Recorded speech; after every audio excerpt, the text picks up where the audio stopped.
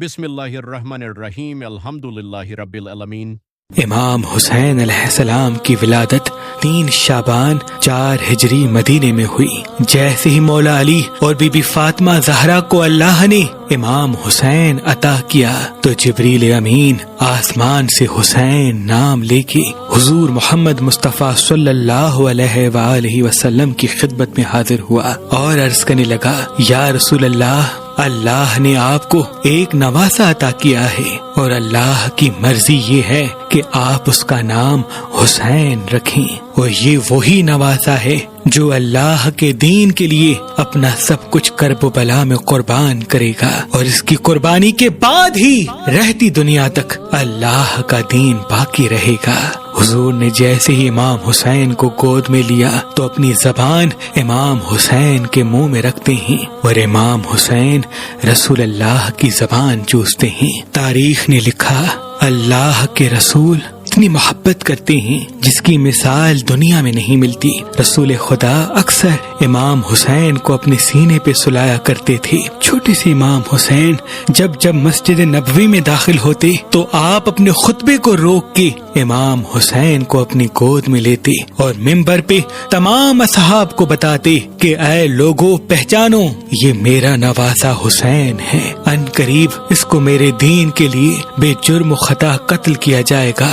اس وقت اس حسین کی مدد کرنا بس دور بدلتا جاتا ہے۔ اللہ کے رسول کی رحلت کے بعد اہل بیت پہ مصائب بڑھتے جاتے ہیں۔ بی بی فاطمۃ الزہرا سلام اللہ علیہا کی شہادت ہوتی ہے، امام علی کو مسجد کوفہ میں شہید کیا جاتا ہے، امام حسن کو بھی زہر دیا جاتا ہے، اور جب سن 60 ہجری کا سورج طلوع ہوتا ہے تو یزید پوری دنیا کے سامنے اللہ کے دین اسلام کا انکار کرتا ہے، وہ قرآن کی توہین کرتا ہے اور یہ کہتا ہے کہ میں محمد بن عبداللہ کے دین کو نہیں مانتا، اور اس وقت وہ دنیا کا سب سے بڑا بادشاہ ہوتا ہے جس کی حکومت 3 بر اعظم پہ پھیلی ہوتی ہے۔ پوری دنیا ظالم بادشاہ کے ظلم کی وجہ سے خاموش رہ جاتی ہے۔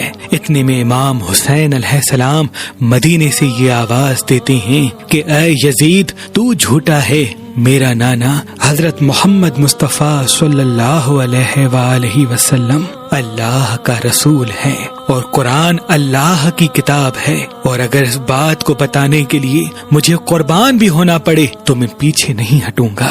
بس یزید یہ حکم نافذ کرتا ہے کہ امام حسین کو مدینے میں شہید کیا جائے۔ امام حسین نہیں چاہتے کہ ان کا خون ناحق اپنے نانا کے مقدس شہر میں بہے۔ آپ مکے کی طرف ہجرت کرتے ہیں اور اللہ کے گھر کی پناہ میں جا کے مقیم ہوتے ہیں اور حج کے فرائض انجام دیتے ہیں۔ یزید کی یہ سوچ تھی کہ امام حسین اور ان کے ساتھیوں کو طواف کعبہ کے بیچ میں ہی قتل کریں گے، اس میں ایک تو امام حسین بھی قتل ہو جائے گا اور دوسرا اللہ کے گھر کی بھی بے حرمتی ہوگی۔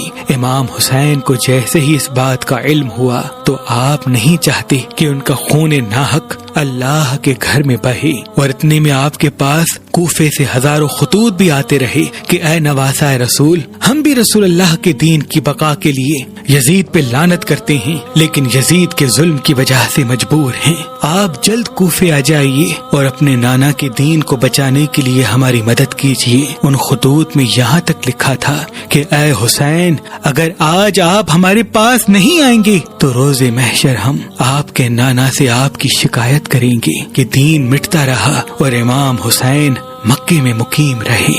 امام حسین اپنے چچا زاد بھائی مسلم بن عقیل کو اپنا سفیر بنا کے کوفے بھیجتے ہیں اور یہ کہتے ہیں کہ تم ان سے مل کے حجت تمام کرو۔ مسلم بن عقیل کوفے جاتے ہیں، وہاں کے لوگوں کی محبت کو دیکھ کے امام حسین کی طرف ایک خط لکھتے ہیں کہ مولا آپ جلد کوفہ آ جائیے۔ امام حسین اپنے حج کو عمرے میں تبدیل کرتے ہیں اور اپنے بچوں، بہنوں اور بیٹیوں کو لے کے کوفے کی طرف روانہ ہوتے ہیں، اور وہاں یزید اپنے تمام وزیروں میں سے ایک ظالم شخص عبید اللہ ابن زیاد کو چنتے ہیں کہ وہ فوراً جائے اور کوفے کی حکومت سنبھالے اور امام حسین کے چاہنے والوں پر وہ ظلم کرے کہ سب اپنے گھروں میں چلے جائیں۔ نواسائے رسول مکے کو چھوڑ کے جیسے ہی کوفے کے قریب پہنچنے لگے تو وہاں پہ انہیں مسلم بن عقیل کے شہادت کی خبر ملتی ہے اور یہ معلوم ہوتا ہے کہ کوفے والے بدل گئے اور کسی نے سونا لے کے خاموشی اختیار کر لی تو کوئی یزید کے ظلم کی وجہ سے گھر میں چھپ گیا۔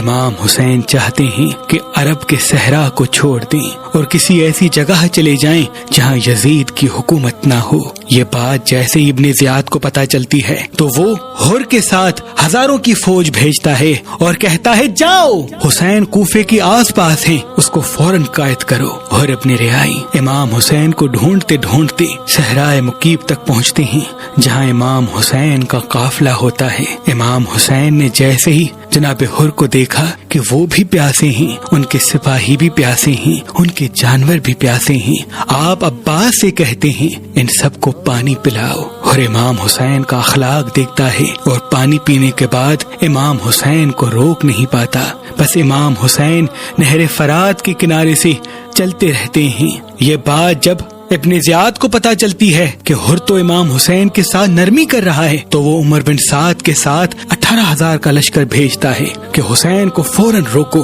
بس چلتے چلتے امام حسین کا قافلہ کربلا سے گزرتا ہے اور وہاں امام حسین کا گھوڑا رک جاتا ہے۔ امام حسین جیسے ہی معلوم کرتے ہیں کہ زمین کو کیا کہتے ہیں، الگ الگ نام امام حسین کو بتائے جاتے ہیں۔ کوئی نینوا کہتا ہے، کوئی ماریا کہتا ہے اور کوئی بوڑھا شخص آ کے کہتا ہے یہ کرب کی زمین ہے اور اسے کربلا کہتے ہیں۔ امام حسین گھوڑے سے اترتے ہیں، سجدائے شکر کرتے ہیں اور عباس سے کہتے ہیں عباس خیمے لگاؤ، ہمیں یہی امتحان دینا ہے۔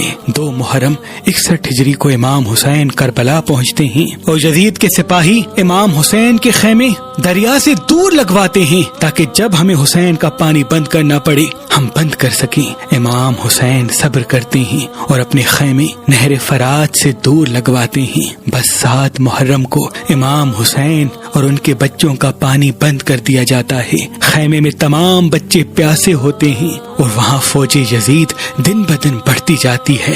کبھی 25,000 کا لشکر فوج میں شامل ہوتا ہے، کبھی 15,000 کا لشکر فوج میں جمع ہوتا ہے۔ امام حسین کے بچے دیکھتے رہتے ہیں کہ چاروں طرف سے ان کو گھیرا جا چکا ہے۔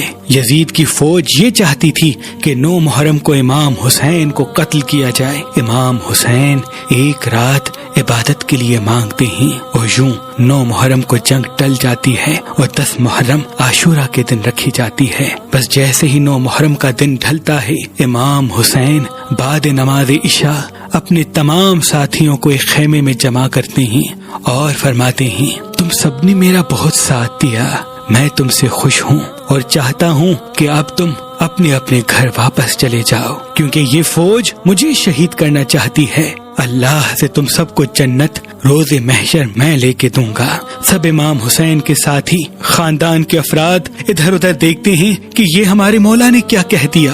اتنے میں امام حسین فرماتے ہیں شاید تم لوگوں کو آنکھوں کی شرم نے مارا ہے، عباس چراغ بجھا دو۔ چراغ بجھ جاتا ہے اور کچھ دیر کے بعد جیسے ہی جناب عباس چراغ جلاتے ہیں تو امام حسین دیکھیں تمام ساتھی تلواریں اپنے گلے پہ رکھ کر ایک آواز میں کہتے ہیں کہ اے میرے مولا حسین، ہم آپ کو ان ظالموں میں کیسے چھوڑ کے جائیں؟ ہم بھی اللہ کے دین پہ قربان ہونا چاہتے ہیں، ورنہ ہم روز محشر آپ کی والدہ کو کیا منہ دکھائیں گے؟ بس امام حسین فرماتے ہیں جاؤ اپنے اپنے خیموں میں اللہ کی عبادت کرو۔ بس 10 محرم کا سورج طلوع ہوتا ہے۔ جناب حر جیسے یہ سمجھتے ہیں کہ اب امام حسین کو شہید کیا جائے گا، آپ بعد نماز فجر امام حسین کے قدموں میں آ کے گر جاتے ہیں، معافی طلب کرتے ہیں اور فرماتے ہیں اے نواسہ رسول مجھے معاف کر دیجیے گا، میں نے سب سے پہلے آپ کا رستہ روکا تھا۔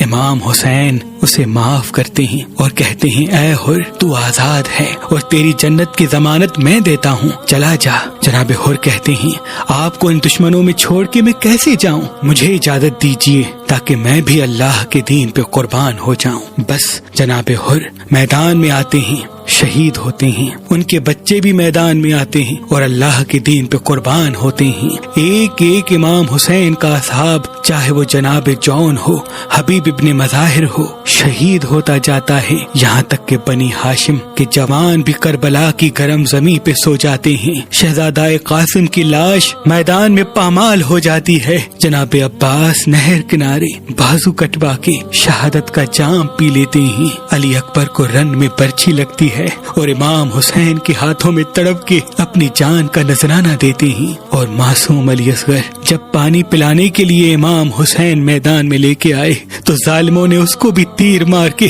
ایسے شہید کیا کہ امام حسین کے ہاتھوں پر وہ ایسے تڑپنے لگتے ہیں جیسے مچھلی تڑپتی ہے۔ بس امام حسین جب میدان کربلا میں تنہا رہ جاتے ہیں، آپ خیمے میں آتے ہیں اور تمام بیبیوں کو سلام آخر کہتے ہیں اور فرماتے ہیں، اے زینب، اے سکینہ، میری شہادت کے بعد جہاں جہاں سے گزرو تو اپنے خطبوں میں میرے نانا محمد مصطفیٰ کا ذکر ضرور کرنا، اسلام کا علم بلند کرنا اور بار بار بتاتے رہنا کہ ہم پہ چاہے کتنا بھی ظلم کرو لیکن ہمارے خون کا آخری قطرہ رسول اللہ کے دین کی گواہی دیتا رہے گا۔ بس میدان میں آ کے حجت تمام کرتے ہیں، فوج یزید کے سامنے آ کے یہ کہتے ہیں، اے ظالموں، میں تمہارے رسول کا نواسا حسین ہوں۔ اے کوفے والو، تم نے تو خط لکھ کے مجھے بلایا تھا، میرے پاس تمہارے ناموں کے خط آج بھی موجود ہیں۔ امام حسین ایک ایک خط جس نے لکھا تھا اس کا نام بتاتے ہیں اور پھر فرماتے ہیں، اے لوگو، اپنے بلانے پہ پشیمان ہو، کوئی بات نہیں، میرا راستہ کیوں روکا ہے؟ میرے ساتھ میری بہنیں اور بیٹیاں ہیں، مجھے چھوڑو، میں عرب سے دور کسی دوسری جگہ چلا جاؤں گا۔ وہ سب کہتے ہیں کہ اے حسین، آپ کو شہید کرنے کے بعد یزید ہماری جھولیاں سونے سے بھر دے گا اور ہم سب آپ کو آپ کے بابا علی کے بغض میں قتل کرنا چاہتے ہیں۔ بس امام حسین اللہ کا نام لے کے میدان میں آتے ہیں۔ تاریخ نے لکھا، امام علی اکثر فرماتے تھے کہ میرے تمام بیٹوں میں سے سب سے اچھی جنگ حسین لڑتا ہے۔ امام حسین رسول اللہ کے گھوڑے مرتجز پہ سوار تھے، ہاتھوں میں امام علی علیہ السلام کی تلوار تھی اور جسم پر رسول اللہ کے پہنے ہوئے کپڑے، سر پہ رسول اللہ کا امامہ تھا۔ لوگ پہچانتے کہ یہ گھوڑا تو رسول کا ہے، یہ امامہ بھی رسول کا ہے، یہ تلوار علی کی ہے، لیکن افسوس مال دنیا کی لالچ میں نواسہ رسول سے لڑنا شروع کر دیتے ہیں۔ امام حسین 700 کے لشکر کو گرا دیتے ہیں۔ جب دوسرا حملہ ہوتا ہے تو 2100 کا لشکر امام حسین کے مد مقابل ہوتا ہے۔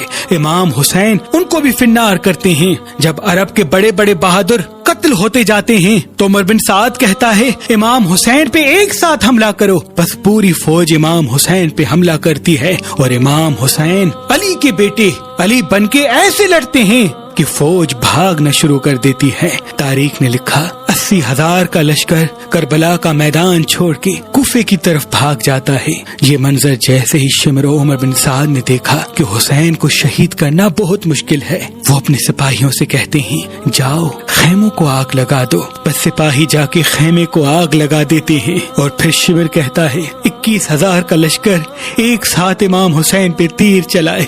بس ایک طرف سے امام حسین پہ تیر چلنے لگتے ہیں اور دوسری طرف امام دیکھیں کہ وہاں بیبیوں کی آواز بلند ہو رہی ہے، خیام جل رہے ہیں۔ نواسہ رسول کبھی تیروں کو روکنے کے لیے میدان کی طرف آتے ہیں تو کبھی بیبیوں کی مدد کرنے کے لیے خیام کی طرف جاتے ہیں۔ مقتل کی تاریخ کہتی ہے، امام حسین کے جسم پر اتنے تیر لگ گئے کہ آپ کے جسم کا کوئی بھی حصہ خالی نہ تھا، بس ایک تنہا رسول اللہ کا نواسہ تھا اور لاکھوں کی فوج کا ان پہ حملہ تھا۔ اتنے میں آواز غیب آتی ہے، اے حسین لوٹ آؤ، تیرا اللہ تجھ سے راضی ہو گیا۔ امام حسین تلوار کو روکتے ہیں، اتنے میں ایک ظالم امام حسین کی پشت پہ وار کرتا ہے۔ آپ گھوڑے کی زی سے زمین پہ آتے ہیں لیکن وہ تیر مسلسل چلتے رہتے ہیں۔ امام حسین کا گھوڑا جس کا نام مرتجز تھا وہ امام حسین کا طواف کرنا شروع کرتا ہے اور اپنی آواز میں کہتا ہے، اے لوگوں پہچانو، یہ رسول اللہ کا نواسہ ہے۔ بس ظالم ہنستے رہتے ہیں، وہاں خیام جلتے رہتے ہیں، اور امام حسین زمین کربلا پہ اپنی پیشانی رکھ کے اللہ کا شکر کرتے ہیں کہ اے اللہ تیرا شکر ہے، میں نے تیرے دین کے لیے اپنا سب کچھ قربان کر دیا۔ تاریخ کہتی ہے امام حسین سجدے میں تھے، کوئی امام حسین کو تیر مارتا ہے، کوئی نیزہ مارتا ہے، کوئی لاٹھی مارتا ہے، جس کے پاس مارنے کے لیے کچھ نہ تھا وہ کربلا کی گرم زمین سے پتھر اٹھا کے امام حسین کو مارتا ہے۔ امام حسین اللہ کے شکر میں مصروف رہتے ہیں۔ اتنے میں عمر بن سعد کہتا ہے جاؤ حسین کا سر کاٹ کے آؤ۔ تاریخ نے لکھا جو امام حسین کے پاس جائے اس کو امام حسین کی آنکھوں میں رسول اللہ کا چہرہ نظر آئے۔ 21 سپاہی جاتے اور واپس آ جاتے۔ جیسے یہ خبر شمر کو ہوئی کہ یہ سب رسول کے احترام میں امام حسین کا سر نہیں کاٹ رہے، وہ اپنے خنجر کو پتھر پہ بار بار مارتا ہے تاکہ اس کی تیزی ختم ہو جائے، یہ کند بن جائے، اور پھر ہنس ہنس کے کہتا ہے اب دیکھو میں رسول کے نواسے کا سر کیسے کاٹتا ہوں، اور جا کے یہ خبر یزید کو بتانا۔ بس وہ قریب آ کے امام حسین کی پشت پہ سوار ہوتا ہے، امام حسین کا سر سجدے میں ہوتا ہے، آپ پیچھے سے امام حسین پہ وار کرتے ہیں۔ مقتل کی تاریخ کہتی ہے امام حسین کے سر کو کاٹتے وقت امام حسین کو ذبح نہیں بلکہ ضرب مار مار کے سر کو تن سے جدا کیا گیا، کیونکہ گلے کی ہڈی پیچھے سے کبھی نہیں کاٹی جاتی بلکہ ضرب مار مار کے توڑی جاتی ہے۔